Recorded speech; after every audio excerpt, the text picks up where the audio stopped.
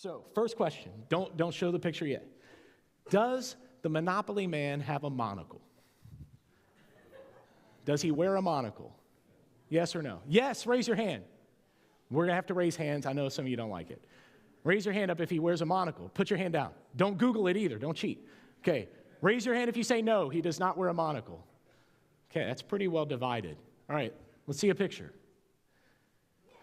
Oh, you're somebody's like, yeah, he does. Oh, wait, no, there's two options. Okay, which one's right? Yeah, okay, if you go home, if you own Monopoly, go home and check and verify I'm not lying to you. He does not wear a monocle. You're thinking of Mr. Peanut, because he certainly does. I think I have a picture of Mr. Peanut. Yeah. Does anybody know, don't show any more pictures yet, does anybody know what this is called? The Mandela effect, when we have a shared memory that is incorrect, right? It's a weird phenomenon that humans share, that we often misremember things collectively. It's kind of wild. And so I thought about a few this week, and I Googled some good examples, and I wanted to play a little game. So the first one was Monopoly Man. Before you show anything, the next picture. Does Fruit of the Loom have a cornucopia behind all the fruit? You know, the big woven basket. Or doesn't it?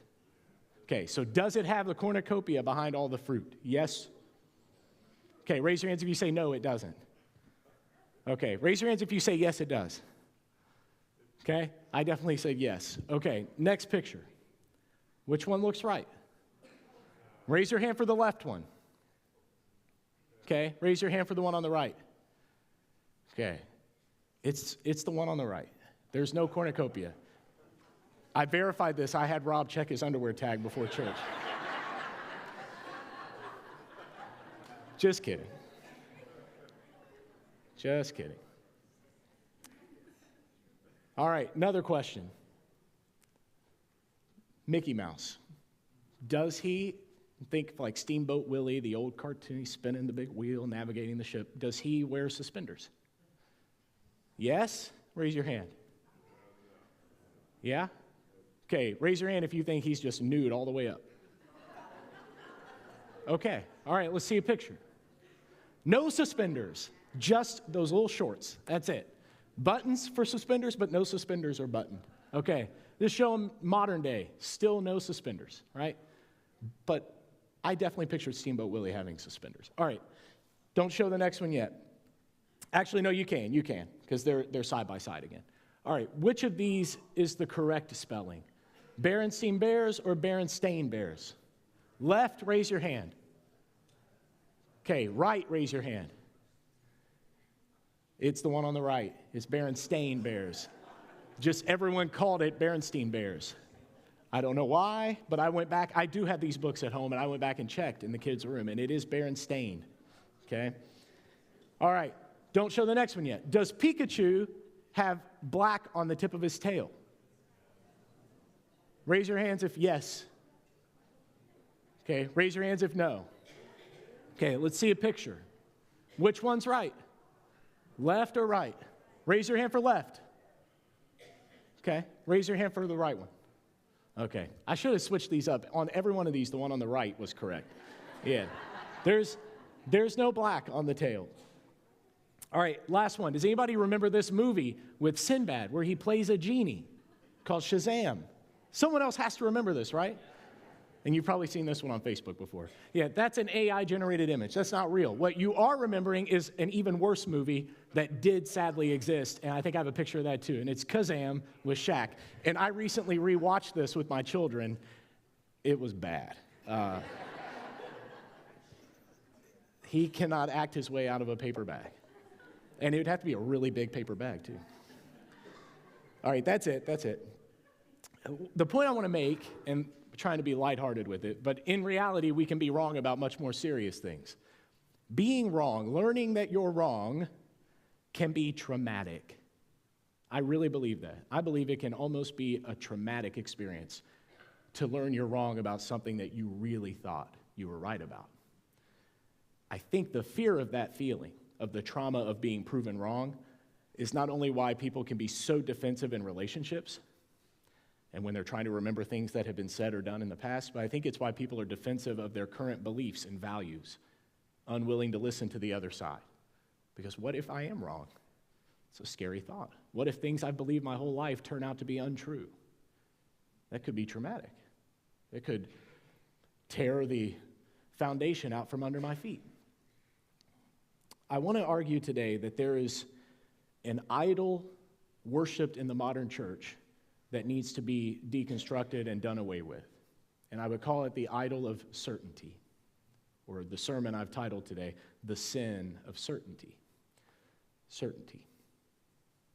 We're often so certain of ourselves, and yet we know we've been wrong before. So why is it we assume that in the most important matters of life, we must inherently be right all the time? Do you ever think about that? It's a scary thought, how sure everyone is that they are right and everyone else must be wrong.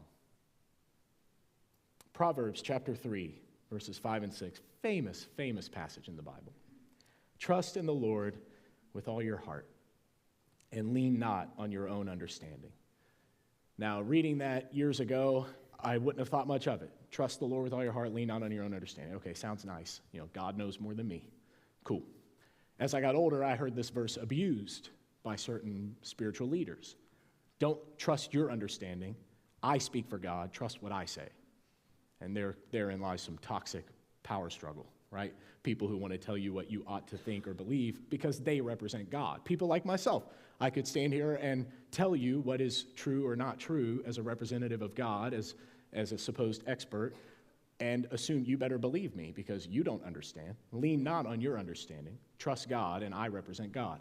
And as I've grown older, I've realized neither of those are quite there. What this is really saying, deep down in my bones, I believe this. What he's the Proverbs writer, this great sage of wisdom, what he's really getting at, I believe, is that God can only reveal so much of God's self to humans that they could understand.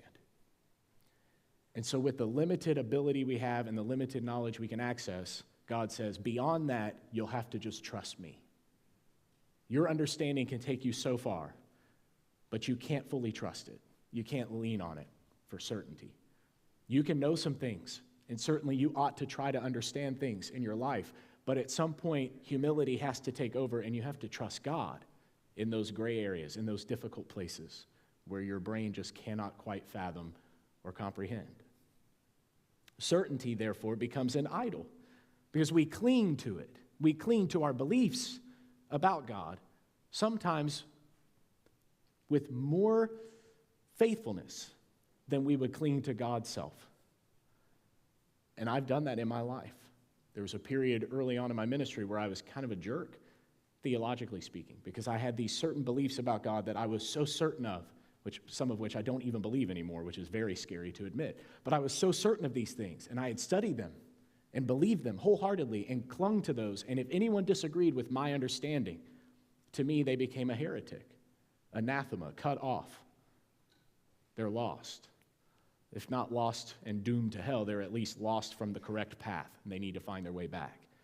And my certainty led me to be a not very nice person. I've had to wrestle with that a lot. Peter Enns says certainty is not a Christian value. The Bible never preaches certainty, never teaches us to feel certain. That's a human substitute for trust. You've probably not heard that preached before, so I'll say it one more time. Certainty is not a Christian value. It is never promoted in the Bible. I think it is often promoted in the modern church in an almost idolatrous way, but it's not promoted in the Bible. It's a human effort to substitute for trust. I want certainty so I don't have to trust. Do you know why?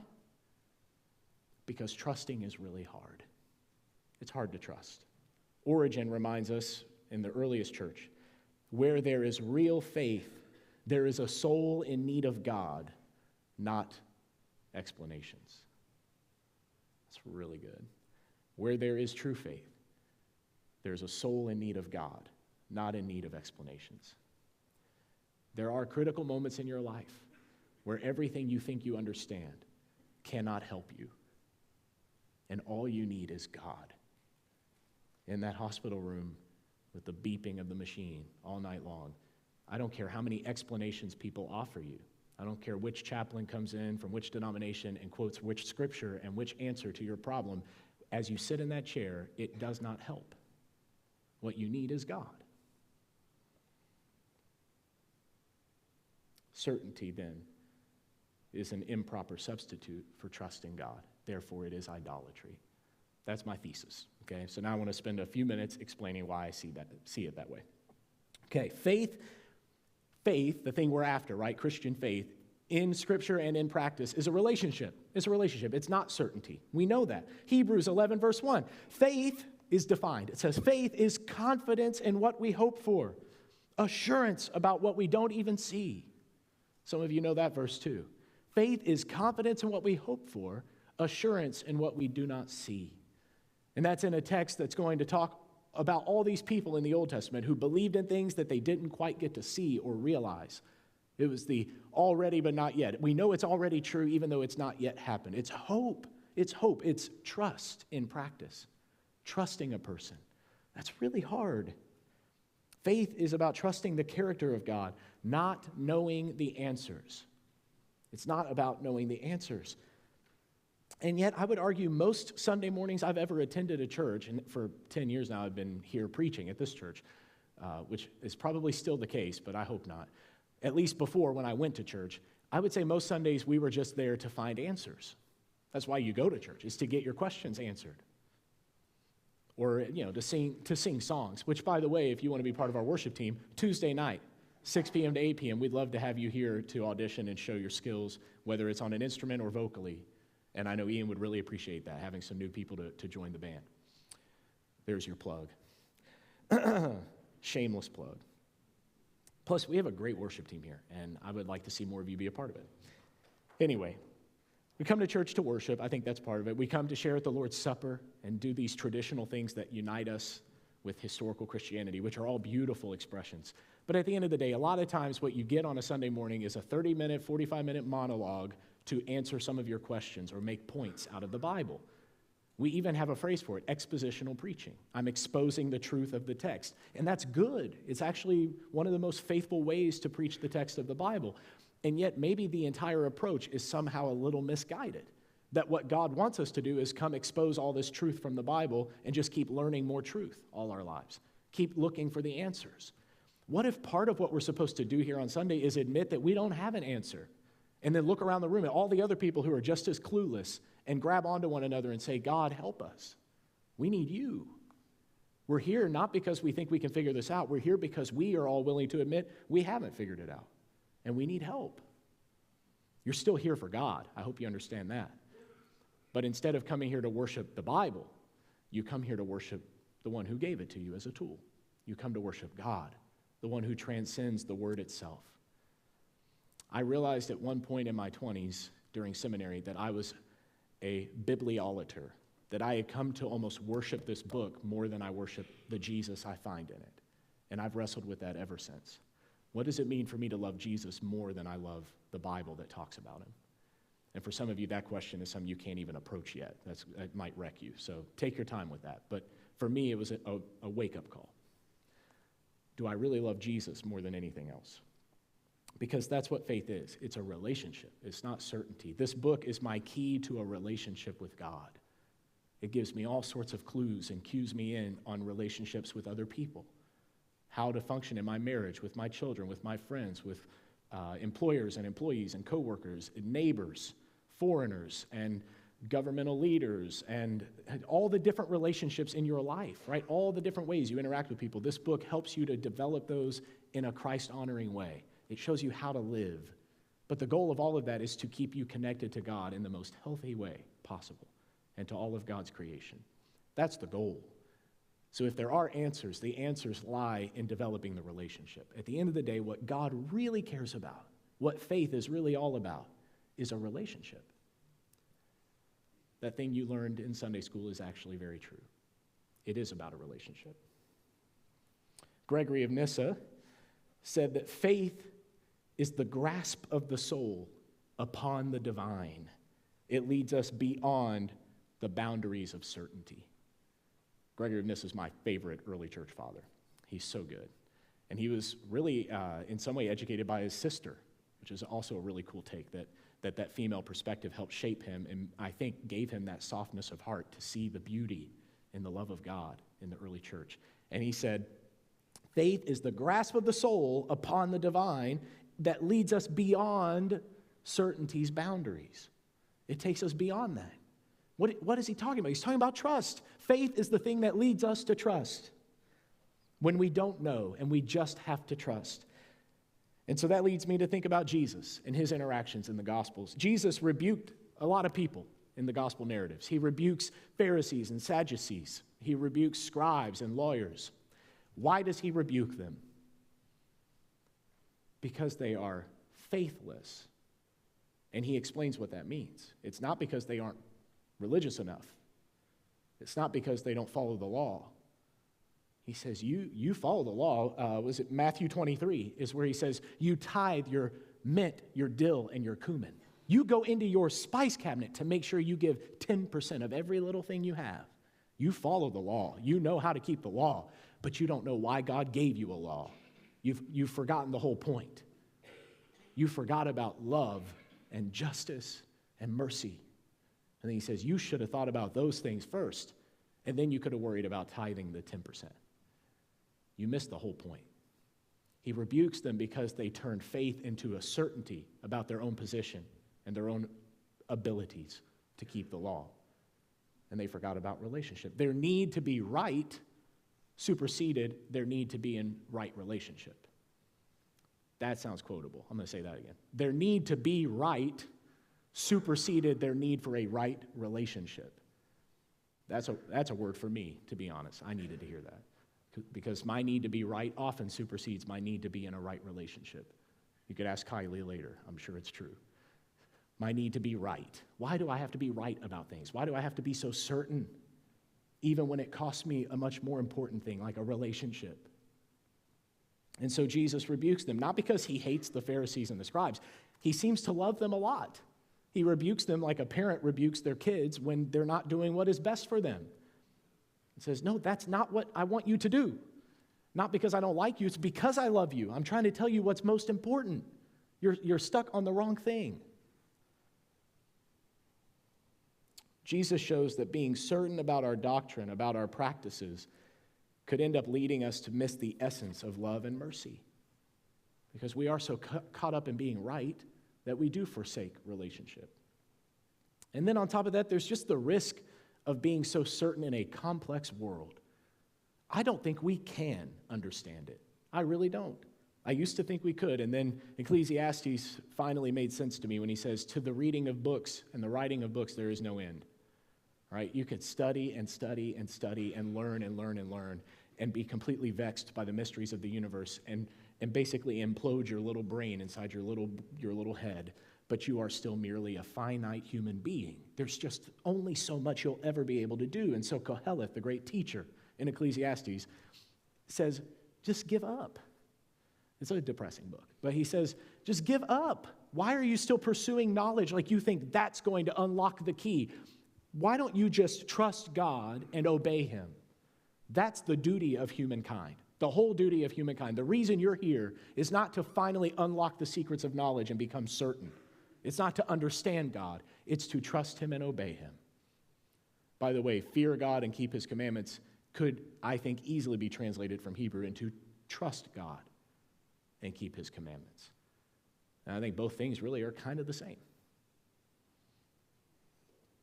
Trust God. 1 Corinthians 13, verse 12. The Apostle Paul says in the love chapter, let's not forget the context, in a chapter all about love, by the end of it he says, because right now we see a muddy reflection. We see a reflection in a dimly lit mirror, but then we will see face to face. What we see now is not the whole picture. It's a distortion. It's a half picture, a half view, a partial view. That's a good phrase, a partial view, right? We see a little bit. We see some of it. We see it in ways that are a little off. But one day we will see face to face. And Paul implies that that day has not yet come. When the partial passes away, then the perfect will come. He's talking about the life of the age to come and resurrected life. When we become like God, when we share in the glory of God. The Eastern Church called it theosis. The Catholic Church calls it the beatific vision. We call it glorification. Call it whatever you want. When you are finally at one with God in the age to come, then you will understand what you need to understand. But until then, while you're here in this world, plagued by sin, under the curse of death, you just can't. You can't really quite understand it. And Paul wants to make that point in the chapter most famous for talking about love. We read that at weddings. I just read that at my sister's wedding a couple weeks ago. Love is patient. Love is kind. It doesn't envy. It doesn't boast. It's not arrogant. It's not given to its own way, right? It rejoices in the truth. Love is all these beautiful things. And then he gets to the end and he says, and you don't know how to do it because you're still trying to understand it. What if you can't understand love? What if something about love just won't quite make sense to you, but you can feel it, you can experience it, you can trust it? After all, God is love. And so John tells us we have to love one another. Even if it doesn't make sense, you can still love one another. I think Paul and John and Jesus are all saying the same thing. Where certainty fails, love and trust can hold us up. When I don't have answers, I can still trust and show love. And that is the essence of living as a Christian in a broken world. We're called to be faithful, not right. And so Paul says to the church in Corinth, and keep in mind this is written to the Corinthians, and this is Roman Corinth, rebuilt after Greek Corinth was destroyed. It was full of independently wealthy people who were trying a lot of new ways of life, and there were women who were independent business owners for the first time, and a womanist revolt was happening, removing their head coverings, all kinds of cool stuff that comes up in the history of Corinth. That's not part of this sermon, but he writes to this church dealing with a lot of unique struggles and problems within the church, and he says to them, the goal here is to learn how to love each other, and the problem is you all think you see it just fine, but none of you really see the truth. None of us can. We literally can't see the full picture. All we can see is a part of it, a distorted part of it, until we are face to face with Christ in resurrection. Until then, none of you actually knows what's going on. Not really. Talk about humility. Paul basically takes every last person in that church and brings them down a few rungs. None of you really understand this. And by extension, he's saying he doesn't even understand it as an untimely born apostle. So he reminds them, not only in ancient Roman Corinth, but today in Gallipolis or Point Pleasant or wherever you live, love is about initiative and relationship. It's not about certainty. No one bases their loving relationships on knowledge and certainty. You might start there, but it develops into something much bigger and deeper than that. We're going to talk more about that next week, about the mystery of love. But we're called to be faithful, not right. I love Jeopardy. I actually miss Alex Trebek. Truly, like I teared up when he died. I've watched Jeopardy my whole life. You know, I'm young enough to have had Jeopardy around since I was little. So I've watched Jeopardy all my life. And I love showing off how much smarter I am than my family members. And so Jeopardy was one of my favorite pastimes every evening. I would sit down and make sure my mom was next to me so she could be impressed, preferably my dad, unless certain history categories came up, because then he tended to know more than me about some of that. But then I would need to go to the bathroom all of a sudden or something. And then after that category, I'd come back refreshed and be like, all right, let's keep playing. I wish I were joking. I probably did do that. I was a manipulative kid. Anyway, I wanted to show off. I liked being right. To this day, when my mom visits, I want to play Jeopardy. Like, let's watch Jeopardy. And I'll make sure she hasn't seen this episode because we have it on streaming reruns, And I'll say, you haven't watched this one yet, have you? Because I don't want her to have any kind of advantage. I want to be smarter than every person in the room. What I mean is I want to be able to recall information randomly at a faster pace than anyone else in the room, because I don't think it's actually being smarter. But some of you would say I'm kind of dumb, but I have a lot of memory and recall information up here. Anyway, I like Jeopardy for all the wrong reasons. I don't think it's just fun, and I like to test myself. I think it is fun to prove I'm smarter than people. If no one else were in the room, I would not play Jeopardy. That's how I know it's for the wrong reasons. I only do it to try to be better than people.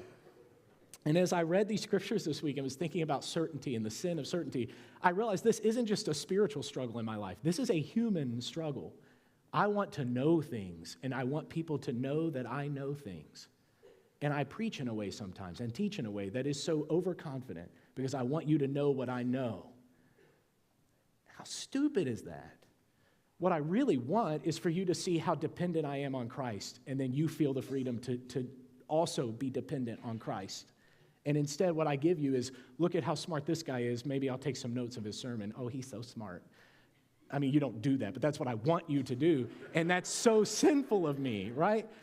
I'm laughing because I know it's true. Somehow deep inside, I want that. I want you guys to think I'm great.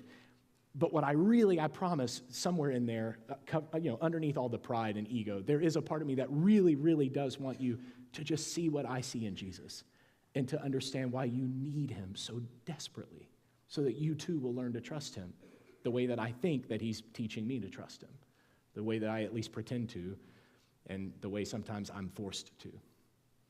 I wish I would do it more on my own, but he finds ways to trick me into it at times, like in those hospital room settings. Certainty I'll put it this way, certainty stunts your spiritual growth. It really does. Instead, we need to be open. We need to be humble.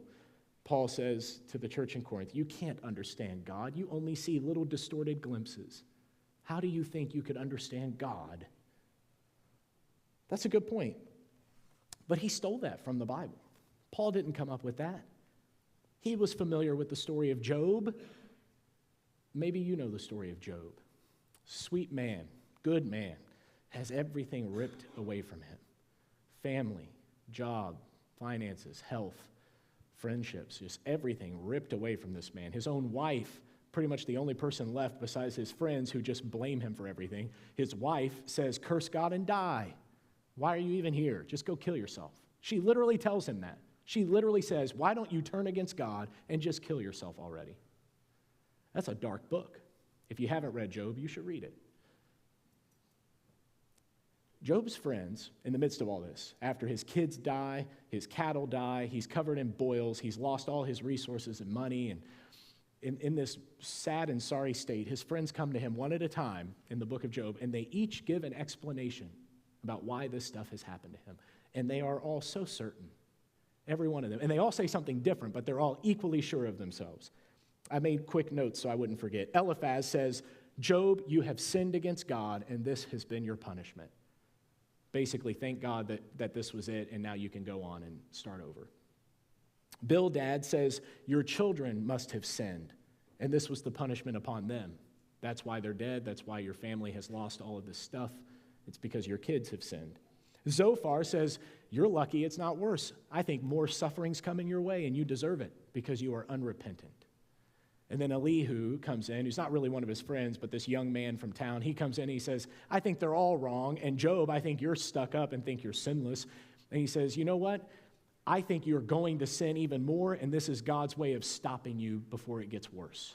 He's helping hold you back. They all have an explanation. And then Job goes to God and basically explains his side of things. And it's just all these people talking all throughout the story of Job. And from God, there's seeming silence. He basically doesn't say anything to anybody. And he just watches as all this crap happens to Job. And as his friends, so-called friends, come in and blame him for everything and explain it away. And then finally, out of all of this, God speaks. And he says, I think it's like 4 or 5 chapters of Job, he talks. And when he speaks plainly. I want to read a little bit of it. I hope that's okay with you.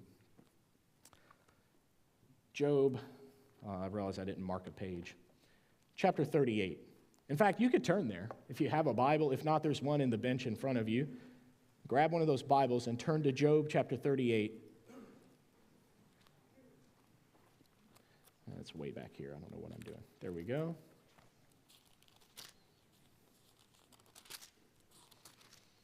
If it makes you feel better, I have 3 degrees in the Bible, and I still forget the order of the books. And I read it every day. Job 38. I want you to listen to what God says. The Lord answered Job out of the whirlwind, and he said, who's this? Who's this that darkens counsel by words without knowledge? Dress for action like a man. He basically says, suit up, Job. Get in the ring with me. I'll question you. You make it known to me. This is heavy sarcasm. Maybe that's why I was in a sarcastic mood this morning, because God is sarcastic here. I know it's hard for some of you to believe, but I think God's allowed to be sarcastic because he's God. I don't know. He seems to not care what I think about it. He just is sarcastic. He says, dress for action like a man. Let me question you. You teach me, Job. You and your friends seem to know everything. Why don't you tell me? Verse 4, where were you when I laid the foundation of the earth? Tell me if you have understanding. Who determined its measurements? Surely you know. You know everything, don't you? Who stretched the line upon it? The measuring tape. On what were its bases sunk? Who laid its cornerstone? When the morning stars sang together and all the sons of God shouted for joy. Who shut in the sea with doors when it burst out from the womb? When I made clouds its garment and thick darkness its swaddling band, and I prescribed limits for it and set bars and doors and said, thus far shall you come and no farther, and here shall your proud waves be stayed. And he's using a lot of beautiful poetry, but he's talking about the sea and the seashore. And he says, how did I do that, Job? How did I choose where to put the seashore? Oh, have you commanded the morning since your days began? Did you cause the dawn to know its place, that it might take hold of the skirts of the earth, and the wicked be shaken out of it? It's changed like clay under the seal. Its features stand out like garments. From the wicked their light is withheld, and their uplifted arm is broken. Have you entered into the springs of the sea, or walked in the recesses of the deep? What he means is, do you know where the water comes from? Have the gates of death been revealed to you? Have you seen the gates of deep darkness? Have you comprehended the expanse of the earth? Declare if you know all this. Tell me. Where is the way to the dwelling of light? Where is the place of darkness? That you may take it to its territory, that you may discern the paths to its home. You know, for you were born then, and the number of your days is great. Have you entered the storehouses of the snow? Have you seen the storehouses of the hail, which I have reserved for the time of trouble, for the day of battle and war? What is the way to the place where the light is distributed, or where the east wind is scattered upon the earth? Who has cleft a channel for the torrents of rain, and a way for the thunderbolt, to bring rain on a land where no man is, on the desert in which there is no man, to satisfy the waste and desolate land, and to make the ground sprout with grass? Has the rain a father? Who has begotten the drops of dew? From whose womb did the ice come forth? And who has given birth to the frost of heaven? The waters become hard like a stone. The face of the deep is frozen. Can you bind the chains of Pleiades or loose the cords of Orion? Can you tie up the stars and the constellations? Can you lead forth the Mazzaroth in their season? Can you guide the bear with its children? Do you know the ordinances of the heavens? Can you establish their rule on the earth? By heavens, he means the stars above. Can you lift up your voice to the clouds, that a flood of waters may cover you? Can you send forth lightning, that they may go and say to you, here we are? Who has put wisdom in the inward parts, or given understanding to the mind? How does your brain work, Job? Who could number the clouds by wisdom? Who could tilt the waterskins of the heavens when the dust runs into a mass and the clods stick fast together? Can you hunt the prey for the lion, or satisfy the appetite of the young lions when they crouch in their thicket? When they crouch in their dens or lie in wait in their thicket?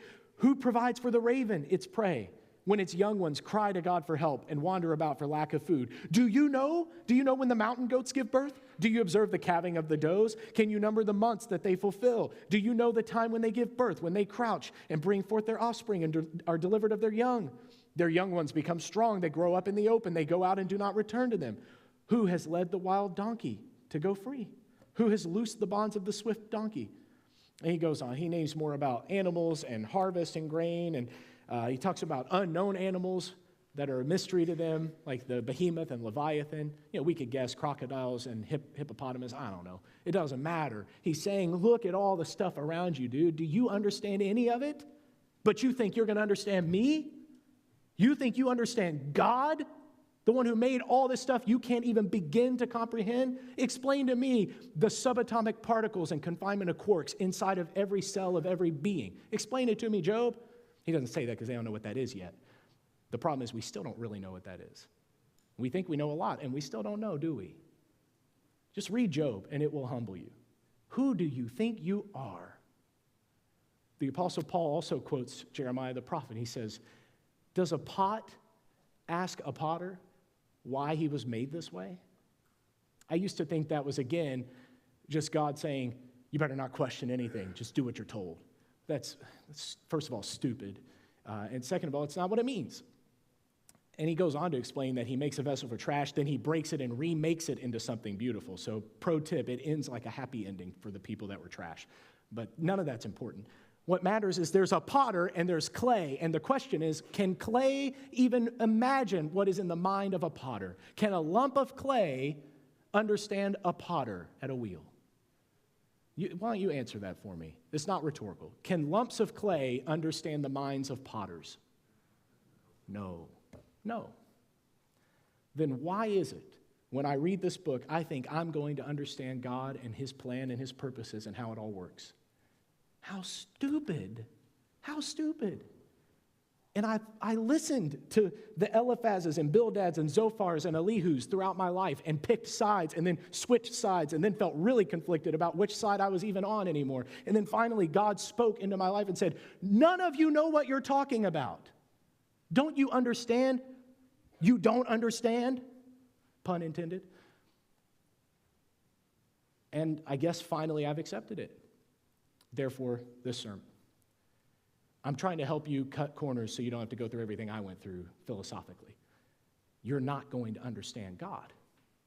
So stop and instead use your efforts for something useful. Learn to love and trust.